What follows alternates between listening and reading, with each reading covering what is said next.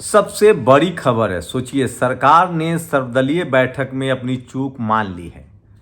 कहा है कि चूक होगी, लेकिन ये बात मीडिया को नहीं पता है। चूक तो नोटबंदी भी था, चूक तो कोरोना में भी हुआ, चूक तो प्रयागराज में हुआ, चूक तो ट्रेन एक्सीडेंट भी होता है, चूक तो महंगाई भी है, बेरोजगारी भी है। लेकिन इस सबको डिफेंड करने के लिए एक मनुवादी जातिवादी मीडिया है। सरकार मान रही कि चूक है। नरेंद्र मोदी ने भी अपनी भाषा बदली है।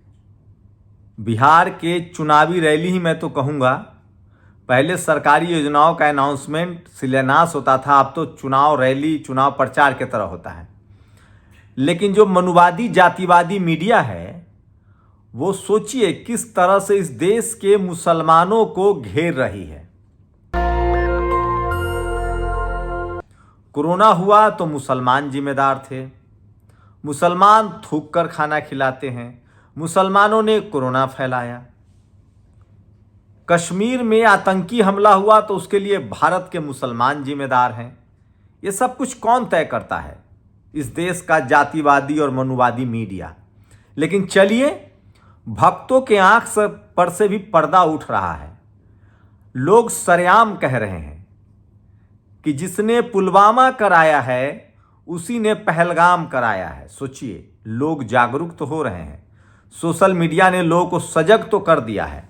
लोग साफ कह रहे हैं कि जिसने पुलवामा कराया है उसी ने पहलगाम कराया है। न पुलवामा की जांच हो पाई, न पहलगाम की जांच होगी। पूरे विपक्षी दल ने कहा कि आपको कौन रोक रहा है, कीजिए कार्रवाई। सरकार ने खुद माना है कि चूक है।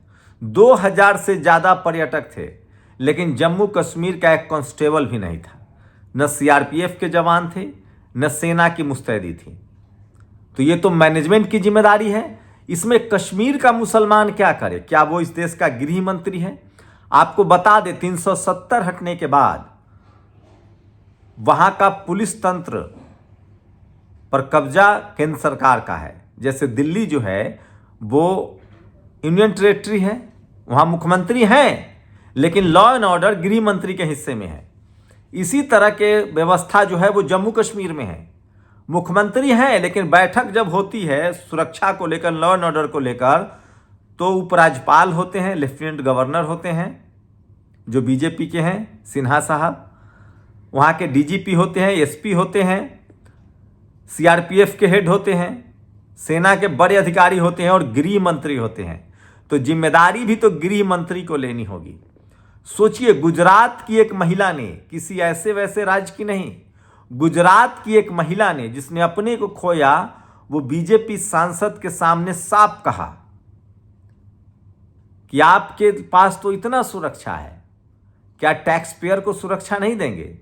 जम्मू कश्मीर में 370 हटाया, आपने कहा कि सब ठीक है, लोग भरोसा करते हैं, लोग गए।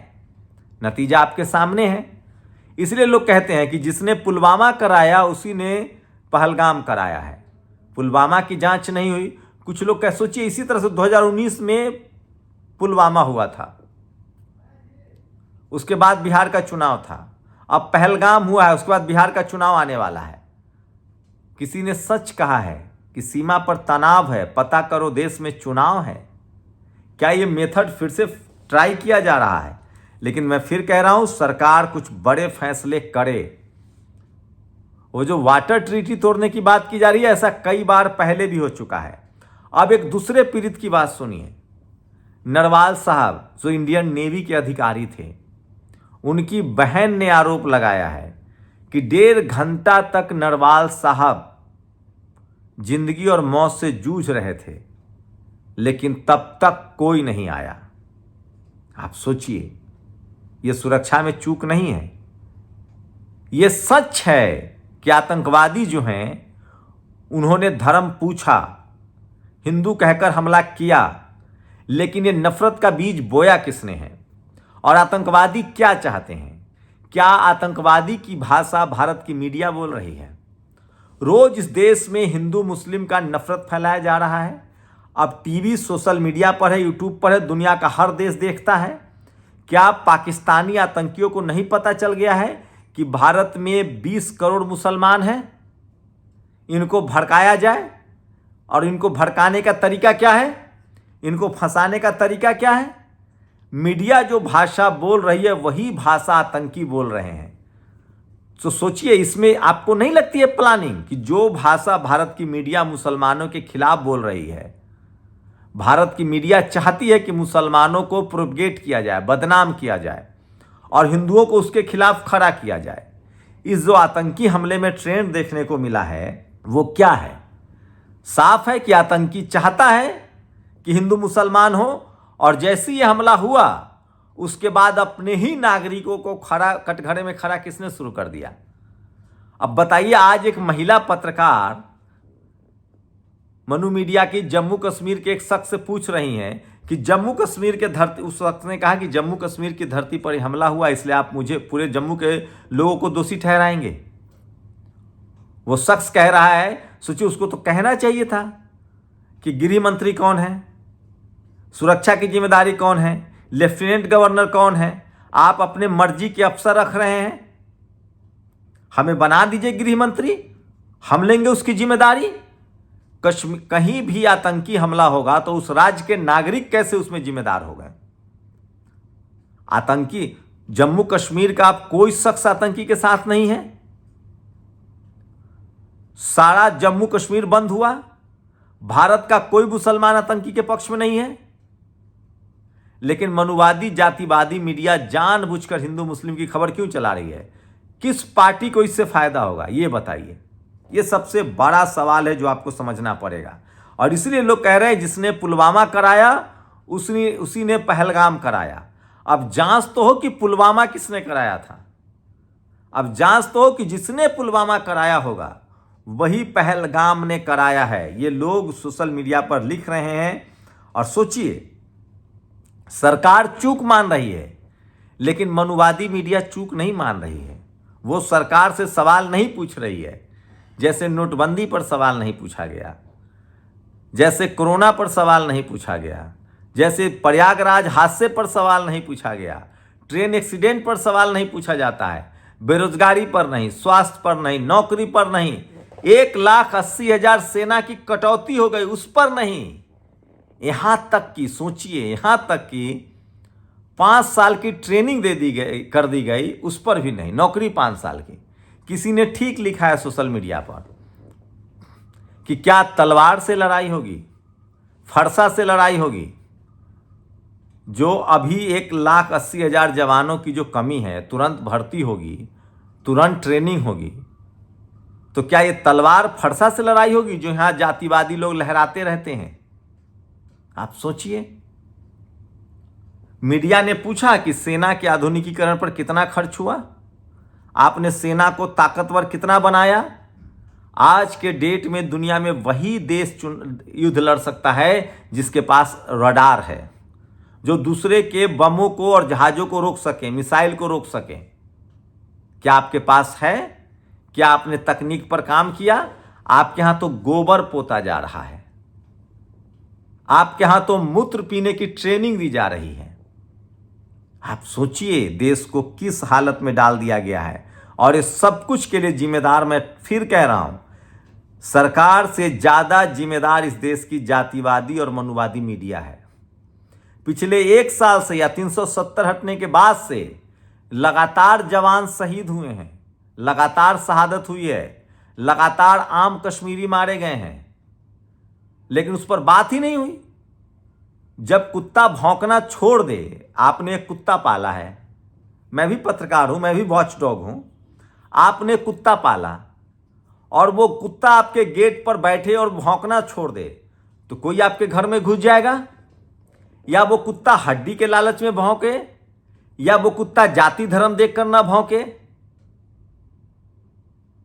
तो गलती तो कुत्ते की है। यही मीडिया ने भौंकना बंद कर दिया है। अब सरकार को लग रहा है सब अच्छा चल रहा है। अरे बिना रोए तो मां भी दूध नहीं पिलाती है। इसीलिए इस देश में बेरोजगारी है, अब आतंकी हमले हो रहे हैं, महंगाई है, बेरोजगारी है, सेना का आधुनिकीकरण नहीं हो रहा और सरकार बेलगाम है। तो इसकी वजह है मीडिया, क्योंकि उसने बात करना बंद कर दिया है और वो इसी देश के नागरिकों को आपस में लड़ा रहा है। और इसलिए मैं कह रहा हूं, जिसने पुलवामा कराया है उसने पहलगाम कराया है। पुलवामा का मामला चेक हो जाए, पहलगाम का भी मामला खुल जाएगा। गुजरात से इसके कनेक्शन निकल रहे हैं। ड्रग्स के रैकेट चलाने वाले लोग, 21,000 करोड़ का ड्रग्स गुजरात एयरपोर्ट पर अब तक पकड़ा गया है। उसकी भी जांच नहीं हुई। कौन ड्रग्स मंगवा रहा है, ड्रग्स की सप्लाई कहां होती है। बीच में खबरें सिर्फ आती है जब ड्रग्स पकड़ा जाता है। ये सारे सवाल हैं कि इस देश की बर्बादी के लिए, चाहे वो आतंकी हमला हो, चाहे बेरोजगारी हो, चाहे सांप्रदायिकता हो या जातिवाद हो, इन सब के पीछे सोचिए, आतंकी हमला हुआ, लोग मरे तो ये आतंकी है। धर्म पूछा, गलत किया, सजा हो उसको। आतंक पालने वाले देश पर हमला हो, लेकिन इसी देश में जाति के नाम पर रोज 13 लोग दलितों की हत्या होती है, सप्ताह में रेप होता है, हत्या होती है, इंटरव्यू में नंबर नहीं दिए जाते हैं। Media, judiciary, college, university, bureaucracy, business, सब जगह उनके साथ भेदभाव, जातिवाद, आतंक से खतरनाक होता है। उसको कहते हैं दबंग, उस पर खबर ही नहीं चलाते हैं। तो सोचिए, इस सब के लिए इस देश की मीडिया जिम्मेदार है। लेकिन कम से कम ये अच्छा है कि जो लोग पीड़ित परिवार हैं वो कम से कम अब भक्ति से निकल रहे हैं। उन पर अपना जब पहाड़ टूटा है तो वो सरकार से सवाल पूछ रहे हैं, चाहे वो नरवाल साहब की बहन हो, चाहे वो गुजरात की बहन हो। और बंगाल में तो एक महिला का बच्चा छीन लिया गया बीजेपी के नेता द्वारा, कहेगा कि कहो कहो धर्म देख के मारा। अरे हम तो कहीं रहे धर्म देख के मारा। वो तो चाहता है कि धर्म के नाम पर भारत में युद्ध हो। और ये भड़का कौन रहा है धर्म के नाम पर युद्ध को दिन रात? हिंदू मुस्लिम कर कौन रहा है? अपने ही देश के नागरिकों को कौन दुश्मन बना रहा है? जैसे जाति के नाम पर इस देश के लोगों ने सबको सेना में नहीं भर्ती होने दिया, तो अंग्रेज ने कब्जा किया। मुगल कैसे आए? 500 लोगों से मुगल आता था और कब्जा कर लेता था। क्यों? क्योंकि यहां जाति बनाई गई थी। लड़ने वाला ये जात है, बिजनेस वाला ये जात है, पढ़ने वाला ये जात है, बाकी लड़ेगा ही नहीं। जिस देश के 90% लोगों को आप सिस्टम से बाहर कर दोगे, आप बेहतर मुल्क बना पाओगे। किसी ने ठीक कहा है, लास्ट लाइन, जम्मू कश्मीर में जो 10% लोग हैं और देश में जो 10% लोग हैं, जो जातिवादी हैं, मनुवादी दिमाग से ओतप्रोत हैं, ये 10% लोग ही हैं मुट्ठी भर जो जातिवादी और मनुवादी हैं, और वही सांप्रदायिक हैं।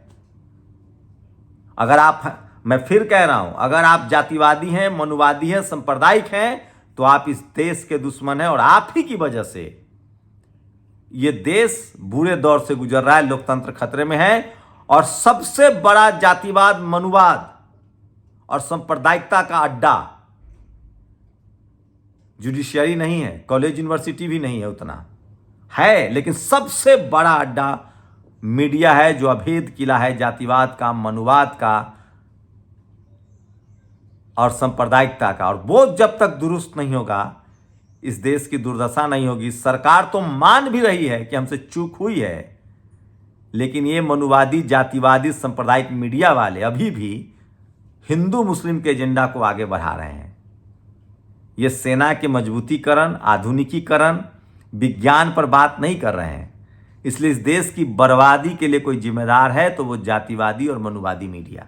आपकी क्या राय है? अपनी प्रतिक्रिया जरूर दीजिए। शुक्रिया। दस्तक की आपसे गुजारिश है कि अगर इसको बचाना चाहते हैं तो नेशनल दस्तक को सब्सक्राइब करने के लिए रेड कलर के सब्सक्राइब बटन को दबाएं, फिर बेल आइकन की घंटी दबाएं। नेशनल दस्तक को बचाने के लिए बहुत जरूरी है कि हर खबर को शेयर करें, लाइक करें, कमेंट जरूर करें।